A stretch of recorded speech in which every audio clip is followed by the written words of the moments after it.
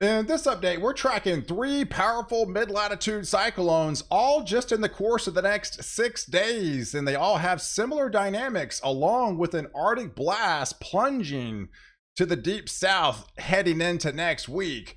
So let's take a look at this setup, because this is a powerful low pressure that's spinning very heavy rain and a lot of high winds and even some severe storms on the southern end of this. In fact, we've had several tornado warnings along this region, and we have a confirmed tornado happening right now just to the northwest of the Tallahassee region.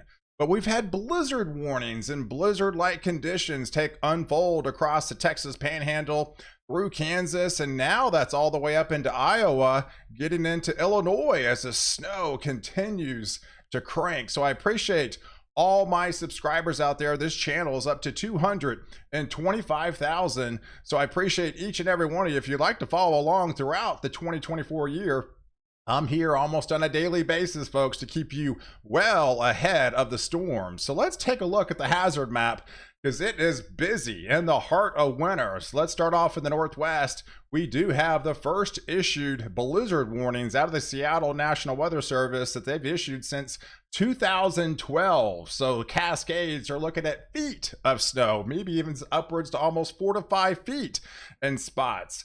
These areas will be getting heavy snow in the interior regions of Washington and Oregon, and up here and towards Idaho into Montana as that colder air starts to plunge southbound. But yes, those are even freeze warnings as far south as Arizona, where Phoenix yesterday was like 30 degrees. But look at all the high winds, folks. Look at the wind advisories engulfing a good part of the southeast and up the east coast. There is the current tornado watch unfolding, and there are some of the tornado warnings, but then you have all the extensive heavy rain and the flooding that's going to unfold across portions of the east coast, and then the snow with the blizzard still ongoing, and then coming out of that with the heavier snows with the winter storm watches and warnings in place across all the way up into Wisconsin. So let's break down the details, because this is the severe aspect of it too. That's swinging across further to the southeast. Those areas right now that are under that tornado watch have that 10% hatched risk, but later on this afternoon, that just could extend into the South Carolina region, up here into the Raleigh region, and then point southbound into portions of central Florida. But look at the Felicity values, because these have been pretty extensive across these regions. These are the favored areas where we could see some severe storms and tornadic spin-up tornadoes between now and later on this evening. So expect a bumpy day if you live along the southeast. Wow! I just Googled your name. Is your phone number 972-575? You can Google anything to find out all kinds of private information on someone, which includes your personal info. I'm always looking to protect my family's privacy. It's a lot of work searching the internet, calling companies, etc., to find out and have them remove all the information. That's why I'm excited to tell you about today's sponsor, Aura. Aura is an identity protection service. They make it easy for you by searching the internet for anything that may be public and simply delete it. Literally, all kinds of data brokers are making bank by selling your info to robocallers. It's crazy how many robocallers I get on a daily basis. Not anymore. With Aura, they submit a request on your behalf. They send me notifications that someone is looking for your personal info. Would you like us for it deleted? Absolutely, I would. Aura is an all-in-one platform to make your life easier. Everything is right there. Your info is fully protected in this huge, big encrypted vault they have. Aura does so much to protect your family's privacy that you can't see. It's really easy to set up, and you get everything in all one affordable price. You tell it what you want updated and notified on, and just like that, you're protected. If you're concerned about your personal information being out there, Aura is the app for you.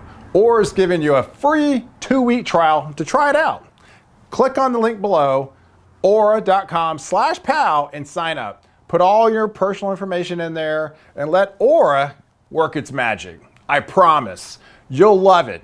You have nothing to lose, Sign up and give it a shot. See the number of robocallers reduce, check your credit, get your personal information off the internet that could be used for fraudulent purposes.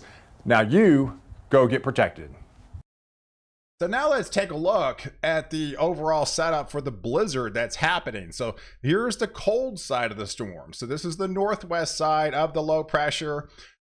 The snow is really starting to crank up there in Missouri, back into Iowa, and there in northern Illinois. We actually been talking about this system for about 8 or 9 days now, and then boom, northern Illinois was going to get the brunt of this, and that's exactly what's unfolding. And then north of there into Wisconsin, as well as into Michigan. But there's the heavier rain and the severe aspect of the storm further south, and that will just be extended as we go into that Tuesday night, into the Wednesday morning time frame. And then definitely flooding concerns. That's why they've got slight and even moderate risk for excessive rainfall, especially as you get further north near the New York City region.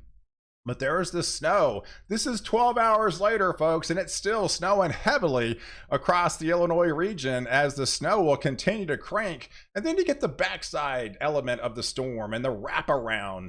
And so you'll get a little bit of a snow, but not as much heading into portions of Kentucky and getting into Ohio, as well as into West Virginia and up here into western portions of PA, but up into the Great Lakes where they've seen just well above average winter so far. They're finally getting hit with the snow, and now it's once it started, it's not going to stop, because we've got yet another system that will be trailing right behind this one, and it's going to be on its way. But before now and then, we've got to be concerned about all the high winds, folks. I showed you those wind advisories unfolding as this powerful mid-latitude cyclone will be traversing across, cranking out 40, 50, 60 mile per hour wind gust, even some isolated spots of 70 miles an hour. So yes, all the heavy rain compounding with the wind element of it, and then you've got all the snow melt that's going to unfold across the Northeast. And they just picked up that big extensive snow, sometimes over a foot, even 18 inches in some of the higher spots. All that, most of it is going to melt, because this is going to be a warm surge along the East Coast, and the high winds and then power outages are definitely going to be a huge concern. But it just continues, because there's no let up in sight, because by Thursday, just the next day, we're looking at yet another powerful mid-latitude cyclone. But look at the placement of this. It dips a little bit further south, because they're filling the aspects of the beginning stages up there in Canada, that building Arctic air mass that will be plunging southbound by the time we get into Sunday, and especially into Monday and Tuesday of next week. So this is the beginning stages, kind of a modified version of the Arctic air. It's not modified in Alberta, where they're 50 below zero by then. That's some dangerous stuff as those minus 20s start to impact Montana, getting into the Dakotas. But those teens start showing up in Kansas, and the leading edge of the Arctic air, 20s in Oklahoma. But it kind of loses its luster, at least with this first surge, as it plunges further south. So when that low pressure center, when the mid-latitude cyclone will be traversing across, tapping into that first initial push of the Arctic air, Texas Panhandle, you're probably going to be seeing winter storm watches again, and even almost blizzard-like conditions, because we almost have like kind of a similar type setup, but this placement of the snow will be a little bit further south. So those areas in Oklahoma, yeah, I'm talking to you, Oklahoma City. I'm talking to you, Tulsa. You're likely going to be getting the snow on Friday with this particular setup. I think it dries up further south as you get into Texas. It'll just be a chillier rain, but further south, we're going to be talking about the severe aspect of it, the storm too. But first, this is the cold side of the storm into Missouri and back into northern Illinois again. All that snow that fell will still be there, so that's a little bit easier to snow now, because now the ground is insulated with that snowpack, and it's just a compounding step down process that will unfold. for the next round. But let's talk about the severe aspect of the storm, because again, the same placement, same similar dynamic coming in. This is Thursday, where they saw some severe storms down here in the southeast Texas. You're likely going to be in the bullseye again, going into Shreveport, heading over into Jackson, and that will just be extended going into the day on Friday, through Alabama, through Georgia again. This time it's the northern portions of the panhandle of Florida. And then where they're getting the storms right now, they could be getting impacted again. And where the storms are going to be unfolding later on this afternoon, we've got another round that will hit identical areas going into that Friday time frame. But there's the snow as they feel in the beginning stages of the Arctic air mass that will be plunging southbound by the time we get into Friday night, with the heavier snows cranking out in another deepening low pressure. This is also at 975. We're talking back-to-back system, folks, with very high winds. So expect the same areas get wind advisories galore across this region, and then the heavier snows as the snow goes back into the Great Lakes. And so you'll be catching up to your averages on the snowfall, no question about it, as these systems will be moving in. And then you get the backside snow again in Ohio. And then as the system will be coming up into the northeast, unfortunately, it's all rain for you guys. You've seen a lot of it, and you're going to be seeing a lot more. So it's a compounding effect with the storm that's coming in for Tuesday and Wednesday. And then you got the Friday system going into Saturday morning with more heavy rain along the East Coast. But then we look to the northwest because it's still snowing. You got the rain on the interior regions, you got the snow in the interior regions, and that's yet another system that will be diving southeast. So as we go into Sunday, things get a little bit more interesting for those areas that live further south. So, because we have yet another dynamic mid-latitude cyclone coming in, diving deep, trying to get all the way down to the Baja. The further it digs, the bigger this storm's gonna be. And as it moves across, it's got Arctic air to tap into. This is the second surge and the full brunt of the Arctic cold that will be coming. So this is the heart of winter. This is the coldest time of the year. And so when you start seeing anomalies 30 and 40 degrees below average, it's not October anymore, it's January. So that is dangerously cold stuff, folks, in the heart of winter, to see these below average anomalies get this low. But you see the leading edge, right? The leading edge is now getting into Oklahoma and getting into central Texas here as that system comes across. So where you saw the storms now, the second one goes a little bit lower, the third one goes even lower as the Arctic air will continue to invade the US. So now all of Oklahoma will likely be getting the snow with this deal. But with the shallow air mass, it's going to be a little bit more probability to see freezing rain getting back south into Texas, those areas that live in the North Texas region. This actually could be further south into central Texas as well, as that Arctic air is a lot of times tough to identify with some of the modeling, because Arctic air is shallow air. It's a lot of times like the European aspect. I'm going to show you the difference in some of the models right now. This is the European, right at that same time frame where it's showing the ice, right? It's showing the freezing rain. We're cold enough to be in snow and freezing, but we're around 30 degrees. We're about 29 in Plano, 26 in Shreveport. You see 54 down here in Austin. But now let's take a look at the icon, because the icon is the German model, and it tends to see some of the Arctic air that the longer global models can't see. So I think my belief is the icon is the best at this range to see some of that deep shallow air, because it's a lot of times it's dense, it sinks, and the Euro can't see anything above 2,000 feet. So when it's shallow like that, it's at the surface, right? We live at the surface, it's not up top.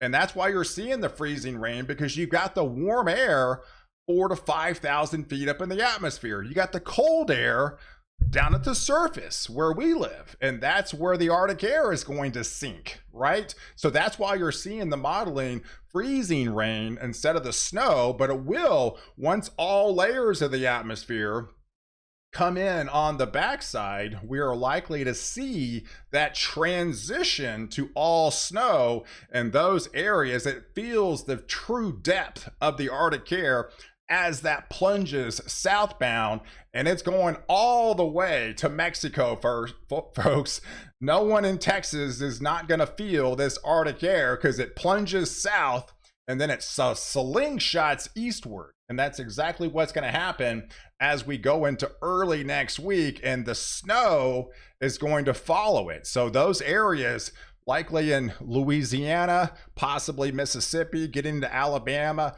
going into Tennessee, into Kentucky. Look at the freeze line. The freeze line goes all the way to the coast, all the way to Mexico. And then the temperature anomalies where I think you bottom out, especially for the deep south, is heading into next Tuesday morning, where you're maximizing 29 below average there in Brownsville. That's some cold stuff.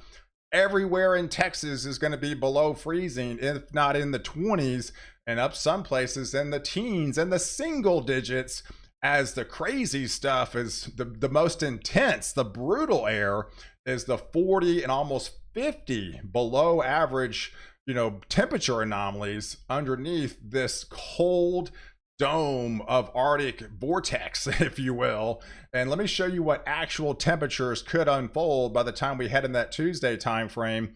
Yeah, it's not 2019, it's not 2021 where we had those surges, but it's cold enough. I mean, we've got 20 below zero in Iowa. We've got 17 below in Illinois. The outbreak in end of January in 2019 actually bottomed out at 38 below. So I don't think we get that intense.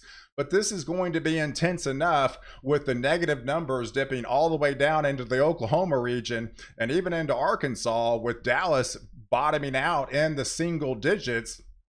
And then there's Houston around 20 degrees, and then heading all the way up into Brownsville, still lows of 28 as that surge. Then it will slingshot eastward as we get deeper, into next week. So guys, I appreciate you guys watching. Do like this video, definitely hit the subscribe button, and catch the next update where I protect you before and after the storm.